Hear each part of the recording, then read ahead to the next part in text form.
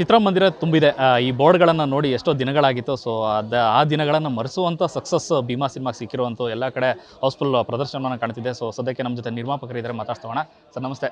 Sir, ಇಂಥದ್ದೊಂದು ದಿನ ನೋಡಬೇಕು ಅಂತ ಒಂದೆಷ್ಟೋ ತಿಂಗಳುಗಳ ಕನಸಾಗಿತ್ತು. ಸೊ ಭೀಮಾ ಅಂದ್ಕೊಂಡಂಗೆ ವಿಜಯ ಸಾಧಿಸಿದಿರಿ. ಎಷ್ಟು ಖುಷಿ ಕೊಡ್ತದೆ ಸರ್? ಆಸ್ ಅ ಪ್ರೊಡ್ಯೂಸರು ಒಂದೊಳ್ಳೆ ಅದ್ಭುತವಾದ ಸಿನಿಮಾ ಕೊಟ್ಟಿದ್ರೆ, ಅದ್ರ ತಕ್ಕಂಗೆ ಜನ ಒಂದೊಳ್ಳೆ ವಿಮರ್ಶೆ ಕೊಟ್ಟಿದ್ರೆ, ಗೆಲುವು ಕೊಟ್ಟಿದ್ದಾರೆ. ತುಂಬ ಖುಷಿ ಆಗ್ತಾ ಇದೆ. ಇವತ್ತೇನೆಂದರೆ ಭೀಮಾ ನಾನು ನಿರ್ಮಾಣ ಮಾಡಿದ್ದು, ಅದು ಒಂದು ಕಡೆ ಖುಷಿ ಆದರೆ ಇನ್ನೊಂದು ಕಡೆ ಒಂದು 8 ತಿಂಗಳಿಂದ ನಮ್ಮ ಇಂಡಸ್ಟ್ರಿ ಒಂದು ಸ್ಥಗಿತಕ್ಕೆ ಬಂದುಬಿಟ್ಟಿತ್ತು. ಯಾವ ಸಿನಿಮಾಗಳು ವರ್ಕ್ ಆಗ್ತಾ ಇರಲಿಲ್ಲ, ಥಿಯೇಟ್ರಿಗೆ ಜನ ಬರ್ತಾ ಇಲ್ಲ. ಸೊ ತುಂಬ ಕಷ್ಟಗಳಿತ್ತು. ಸೊ ಭೀಮಾ ಅದನ್ನು ಹೆಗಲ ಮೇಲೆ ಹೊತ್ಕೊಂಡು ನಿವಾರಿಸ್ದ ಅನ್ನೋದು ಒಂದು ತುಂಬ ಖುಷಿ. ಸೊ ಇದು ನಮ್ಮ ಗೆಲುವು ಅನ್ನೋದೇನು ಹೇಳ್ತೀವಿ, ಇದ್ರ ಜೊತೆಗೆ ಇಂಡಸ್ಟ್ರಿದು ಒಂದು ತುಂಬ ದೊಡ್ಡ ಮಟ್ಟದ ಗೆಲುವು ಅಂತ ಹೇಳಕ್ಕೆ ಇಷ್ಟಪಡ್ತೀನಿ. ತುಂಬ ಖುಷಿ ಇದೆ. ಕೋವಿಡ್ ಟೈಮಲ್ಲೂ ವಿಜಯ್ ಸರೇ ಬರಬೇಕಾಗಿತ್ತು, ಮತ್ತೆ ಇಂಡಸ್ಟ್ರಿಗೆ ಒಂದು ಚೇತರಿಕೆ ಕೊಡೋಕ್ಕೆ. ಹೇಗೇನು ಭೀಮಾ ಮೂಲಕ ಮತ್ತೊಂದು ದೊಡ್ಡ ಚೇತರಿಕೆ ಸಿಕ್ಕಿದೆ ಅಂತ. ಆಗ ಸಲಗಾಗಿ ಬಂದು ಗುದ್ದುಕೊಂಡು ಹೋದರು, ಈಗ ಭೀಮಾ ಆಗಿ ಬಂದು ಎಲ್ರಿಗೂ ಭೀಮನ ವಧೆ ಮಾಡಿದ್ದಾರೆ ಅಷ್ಟೇ.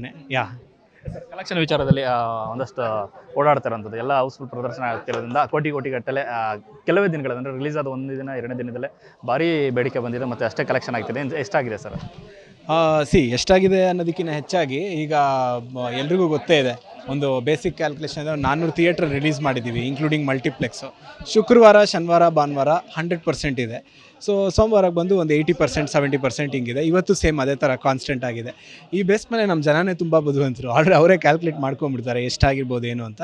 ಸೊ ಆ ಥರನೇ ಇದೆ. ಬಟ್ ಬೇಸಿಕಲಿ ಹೇಳಬೇಕು ಅಂದರೆ ಇವಾಗ ಜಸ್ಟ್ 3-4 ದಿನ ಆಗಿದೆ. ನಾವುಗಳು ಕೂಡ ತುಂಬ ಬ್ಯುಸಿ ಇದ್ದೀವಿ ಪ್ರಮೋಷನಲ್ಲಿ, ಆಮೇಲೆ ಬೇರೆ ಇನ್ನೇನು ಮಾಡ್ಬೋದು ಅನ್ನೋದೆಲ್ಲ ಟ್ರೈ ಮಾಡ್ತಾನೇ ಇದ್ದೀವಿ.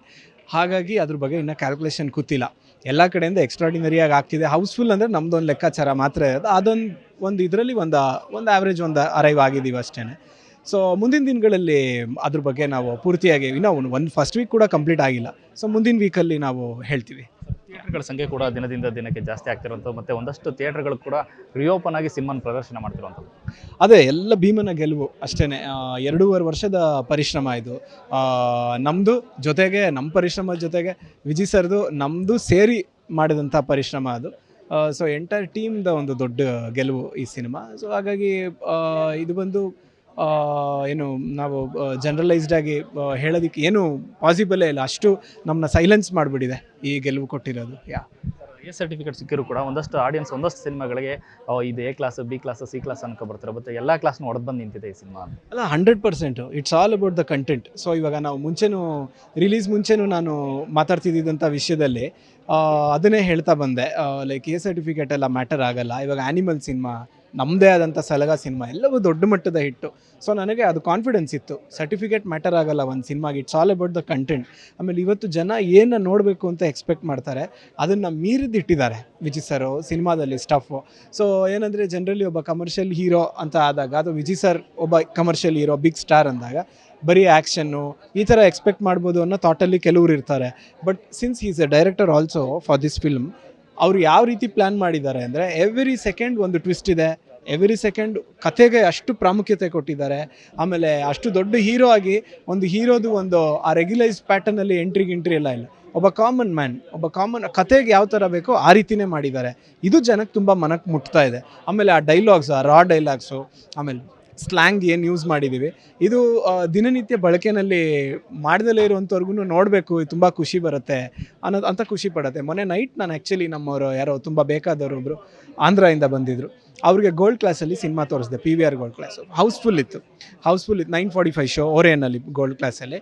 ಅಲ್ಲಿ ನಮ್ಮ ಸ್ಲ್ಯಾಂಗು ನಾನು ಹೆಂಗೆ ತೊಗೋತಾರೆ ಇಲ್ಲಿ ಜನ, ತುಂಬ ಸ್ಟ್ಯಾಂಡರ್ಡ್ ಅಂತ ಅಂದ್ಬಿಟ್ಟು ನಾವೇನು ಅನ್ಕೋತೀವಿ. ಆ ಥರ ಬಿದ್ದು ನಗ್ತಾ ಇದ್ದಾರೆ, ಕಿರ್ಚ್ತಾ ಇದ್ದಾರೆ.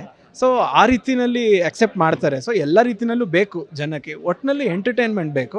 ಎಂಟರ್ಟೈನ್ಮೆಂಟ್ ಜೊತೆಗೆ ನಾವೊಂದು ಈ ಥರ ಪಬ್ಲಿಕ್ ಪ್ಲ್ಯಾಟ್ಫಾರ್ಮಲ್ಲಿ ಇರೋದ್ರಿಂದ ಅದು ಜಸ್ಟ್ ನಾವು ಬರೀ ಎಂಟರ್ಟೈನ್ಮೆಂಟ್ ಫ್ಯಾಕ್ಟರಲ್ಲೇ ಸಿನಿಮಾ ಮಾಡ್ಕೊಂಡು ಹೋಗೋದಕ್ಕಾಗಲ್ಲ. ಒಂದು ಸೋಷಿಯಲ್ ರೆಸ್ಪಾನ್ಸಿಬಿಲಿಟಿ ಜೊತೆಗೆ ಒಂದು ಒಳ್ಳೆ ಕಂಟೆಂಟ್ನ ಇಟ್ಟು ಮಾಡಿರುವಂಥ ಸಿನಿಮಾ. ಸೊ ಮಚ್ ಸರ್, ಒಳ್ಳೆಯದಾಗಲಿ. ಇದೇ ಥರ 2ನೇ ವಾರ 3ನೇ ವಾರನೂ ಕೂಡ ಅದ್ದೂರಿಯಾಗಿ ಹೋಗಲಿ ಸಿನಿಮಾ. Thank you. ಇದಿಷ್ಟು ಕೃಷ್ಣ ಸಾರ್ಥಕ್ ಅವರ ಮಾತು. ಕ್ಯಾಮ್ರಾ ಪರ್ಸನ್ ಶ್ಯಾಮ್ ಜೊತೆ ಲೋಕೇಶ್, ಬೆಂಗಳೂರು.